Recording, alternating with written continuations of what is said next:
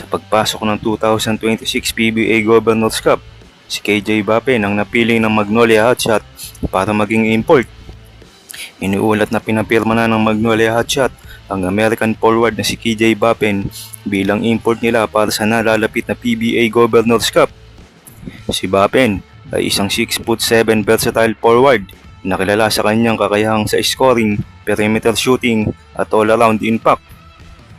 Naglaro siya ng basketball sa kolehiyo ng Ole Miss at UAB kung saan tumulong siyang manalo ng titulo sa Conference USA at maabot ang NCAA tournament. Bago sumali sa Magnolia, naglaro din siya ng professional sa Finland, New Zealand at Indonesia kung saan nagposte siya ng malakas na scoring at rebounding. Handa ng palakasin ni KJ Bapen ang kampanya ng Magnolia Hotshot sa nalalapit na 2026 PBA Governors Cup matapos siyang mapili bilang opisyal na import ng koponan. Asahan ng kanyang lakas, athleticism at all-around game na makakatulong sa Magnolia sa kanilang paghahangad ng kampyonato.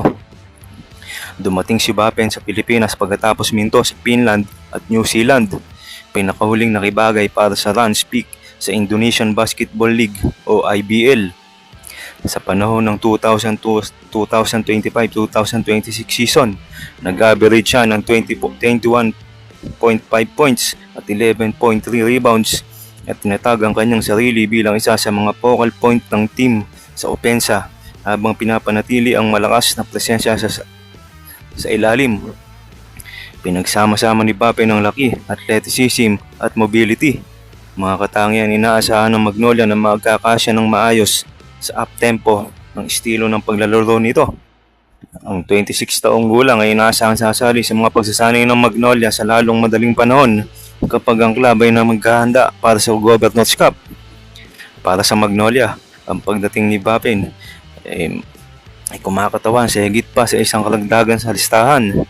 Minamarka nito ang simula ng isang bagong kabanata kasunod ng isang konferensya na sumubok sa lalim at katatagan ng koponan. Kamusta mga idol? Sports Zone PH para sa sports news and update. Kung bago ka pa lamang dito sa channel ko, pindutin mo na ang subscribe button at notification bell para lagi kang update sa mga sports news.